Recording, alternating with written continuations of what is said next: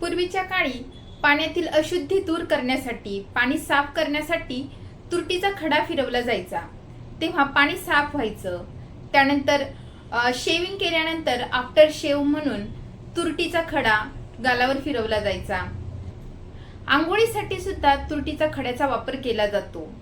तर आजच्या व्हिडिओमध्ये आपण तुरटीचे काय फायदे आहेत, बाह्य प्रयोगासाठी म्हणजे बाहेरून आपण कशा प्रकारे तुरटीचा कुठे कुठे उपयोग करू शकतो, आभ्यंतर प्रयोग म्हणजे पोटातून घेतल्यावर कोणत्या कोणत्या व्याधीवर आपण तुरटीचा वापर करू शकतो, तुरटी शुद्ध करून मग तिचा वापर कसा करावा, तुरटी कशी शुद्ध करावी, या सर्वांबद्दलची माहिती मी आजच्या व्हिडिओमध्ये सांगणार आहे. तेव्हा व्हिडिओ शेवटपर्यंत नक्की पहा. नमस्कार, मी डॉक्टर सविता लांजेवार. माझ्या यूट्यूब चॅनलमध्ये तुम्हा सर्वांचं पुन्हा एकदा स्वागत आहे. माझ्या यूट्यूब चॅनलमध्ये मी आयुर्वेदातील सिद्धांत त्याबद्दल माहिती सांगत असते. तसेच आपल्या रोजच्या व्यवहारामध्ये ज्या काही औषधी असतात, औषधी द्रव्य असतात, त्याबद्दलची माहिती सांगत असते, घरगुती उपाय सांगत असते. जर तुम्ही माझ्या चॅनलवर नवीन असाल तर चॅनलला सबस्क्राईब करा.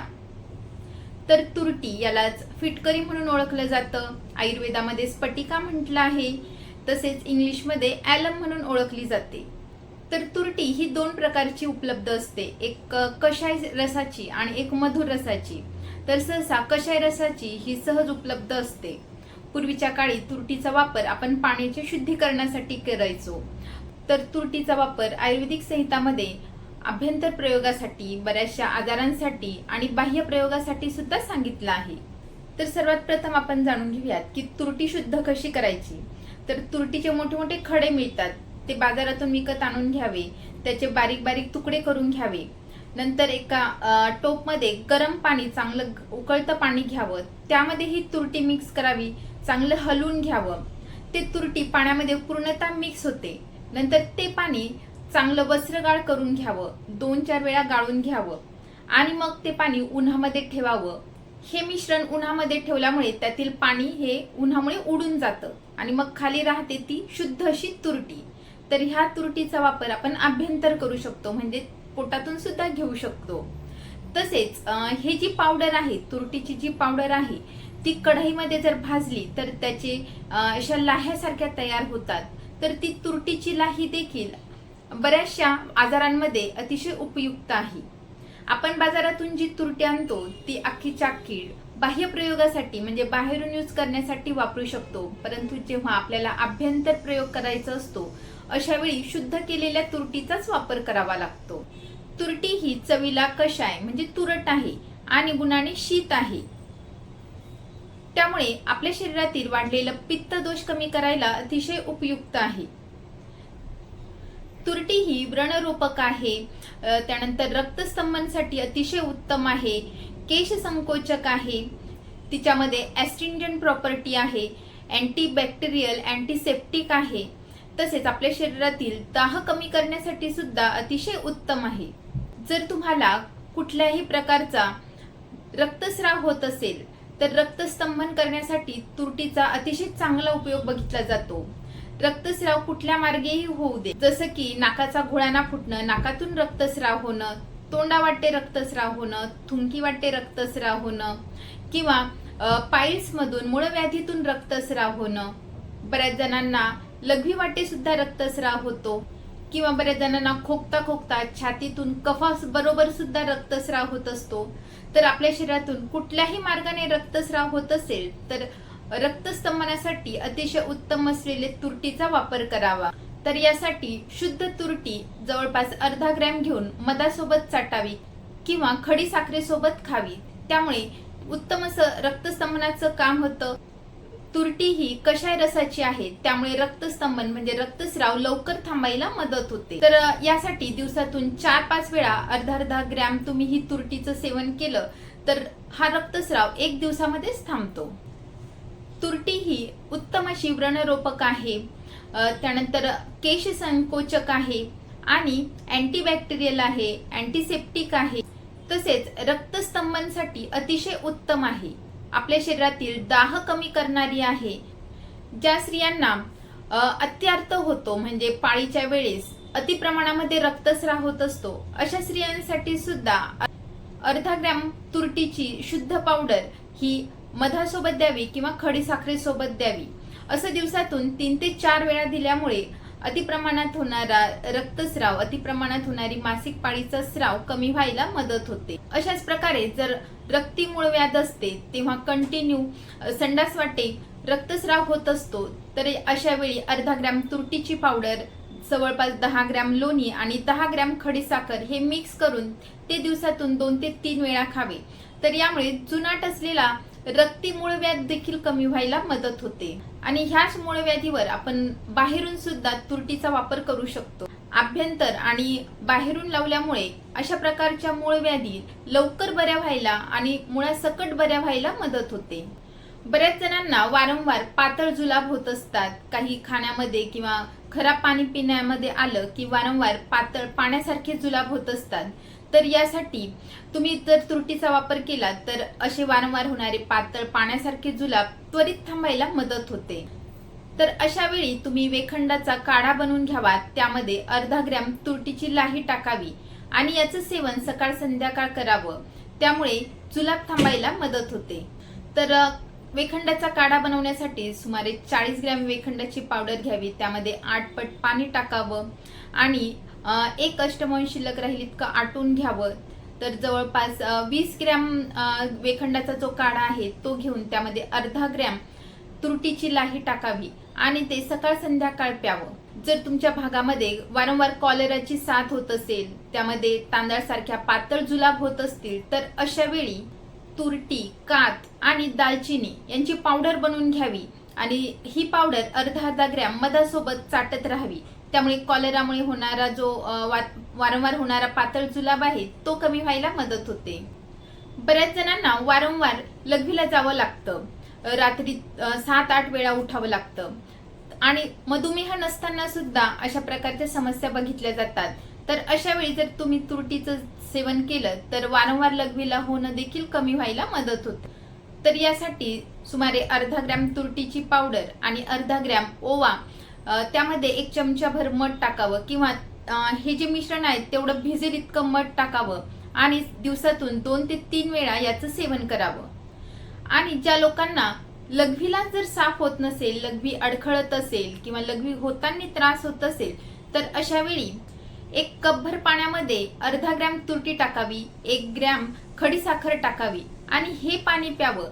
त्यामुळे लघवीला साफ व्हायला देखील मदत होते. डांग्या खोकल्यासाठी तुरटी ही अतिशय उत्तम सांगितली आहे. बऱ्याच लहान मुलांना वारंवार खोकला येतो. डांग्या खोकला म्हणजे एक प्रकारचा कोरड्या खोकल्याचा प्रकार आहे. तर यामध्ये तुरटीचा वापर केल्याने हा डांग्या खोकला त्वरित आणि चांगल्या प्रकारे बरा झालेला बघितला जातो.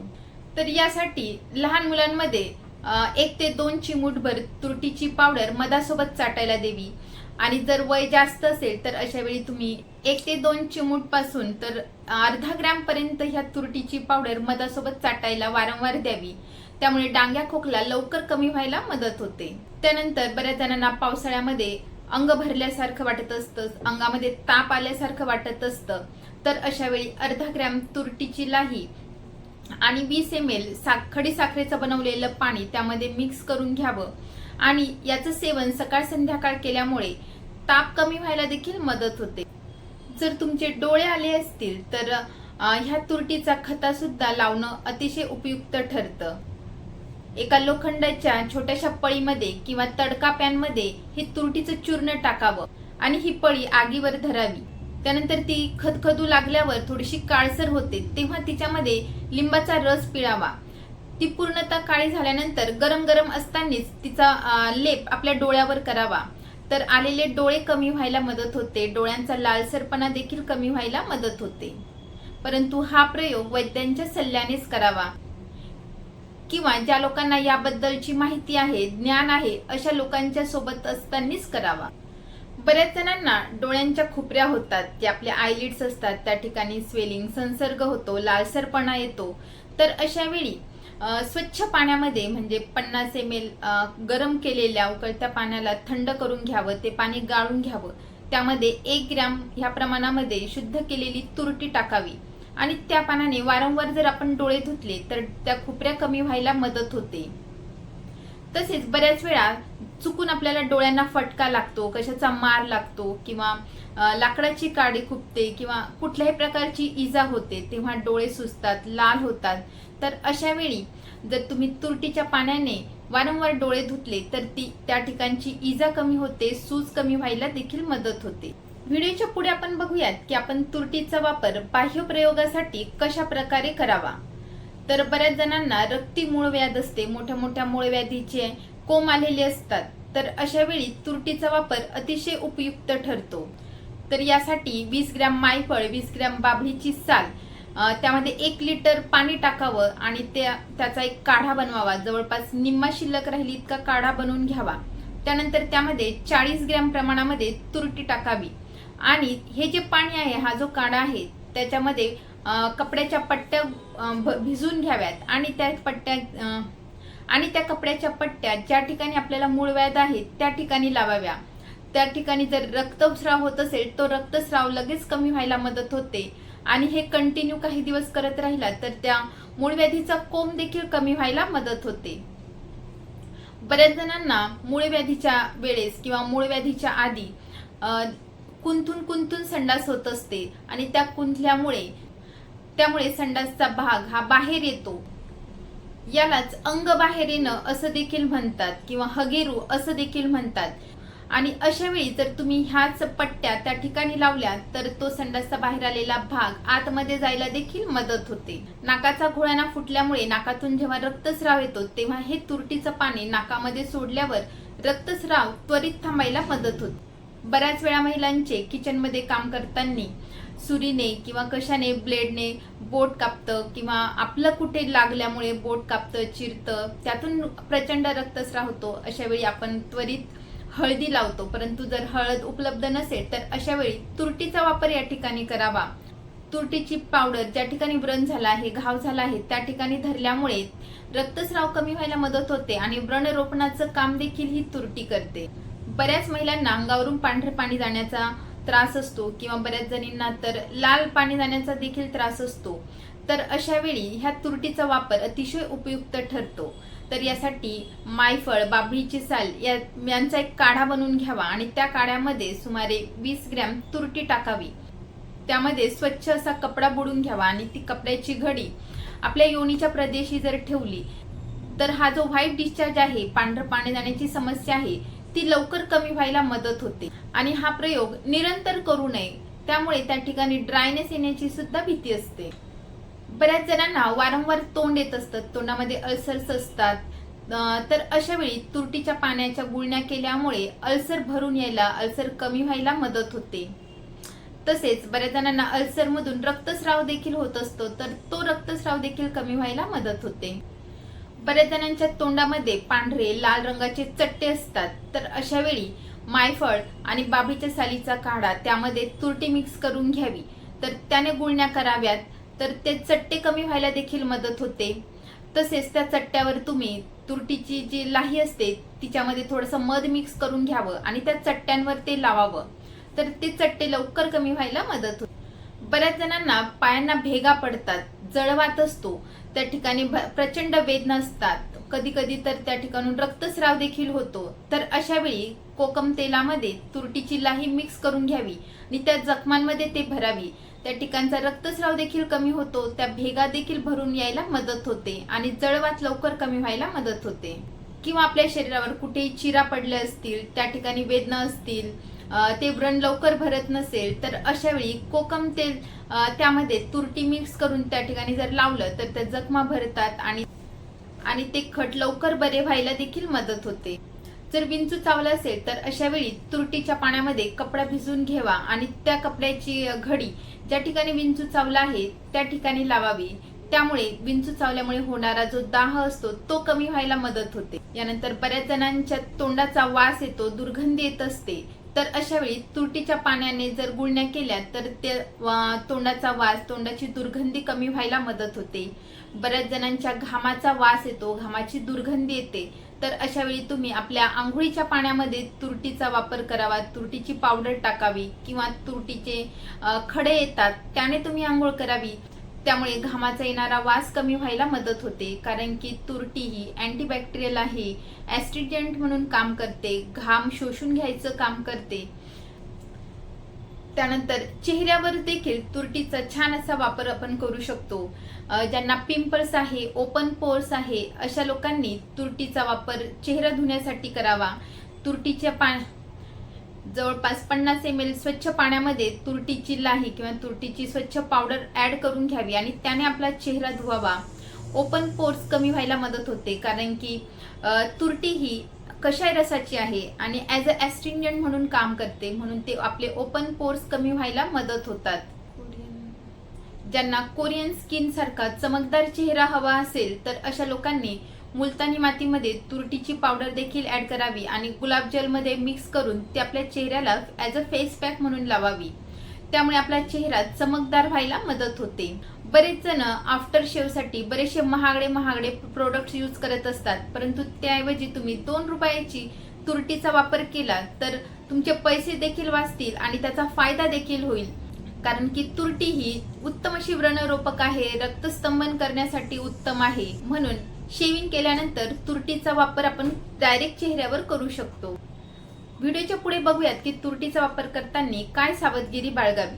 तुरटीचा वापर हा दीर्घ काळपर्यंत करू नये, कारण की तुरटी ही कोरडेपणा आणू शकते. म्हणून लॉंग टर्म साठी तुरटीचा वापर सहसा करू नये. ज्या लोकांना कशाची ॲलर्जी असते किंवा बऱ्याच जणांना तुरटीची देखील ॲलर्जी असते, म्हणून तुरटीचा वापर करण्याआधी पॅच टेस्ट करून घ्यावी, मगच तुम्ही तुरटीचा वापर आपल्या चेहऱ्यावर किंवा आपल्या बॉडीवर करावा. तुरटी ही डायरेक्ट डोळ्यामध्ये टाकू नये, कारण की तुरटी ही अशुद्ध असू शकते. शुद्ध तुरटीचा वापर आपण डोळे धुण्यासाठी करू शकतो, परंतु अशुद्ध तुरटी जर डोळ्यात गेली तर त्यामुळे जळजळ देखील होऊ शकते. तुरटीच्या तीव्र वासामुळे बऱ्याच जणांना श्वासविकार, दम्याचा त्रास देखील उद्भवू शकतो. अशुद्ध तुरटीचं सेवन केल्यामुळे मळमळ होणं, उलट्या होणं यासारख्या समस्या बघितल्या जातात. त्यानंतर गर्भिणी स्त्रियांनी तुरटीचा वापर करणे टाळावं. ज्या स्त्रिया स्तनपान करीत आहेत अशा स्त्रियांनी देखील तुरटीचा वापर करणं टाळावं. आणि लहान मुलांमध्ये आणि वृद्ध लोकांमध्ये अतिप्रमाणामध्ये अशुद्ध तुरटीचा वापर करणं टाळावं. तर अशा प्रकारे तुम्ही देखील तुरटीचा वापर करून पहा. पुन्हा भेटूयात पुढच्या व्हिडिओमध्ये. तोपर्यंत हेल्दी खा, हेल्दी राहा, आयुर्वेदाला जवळ करा. नमस्कार.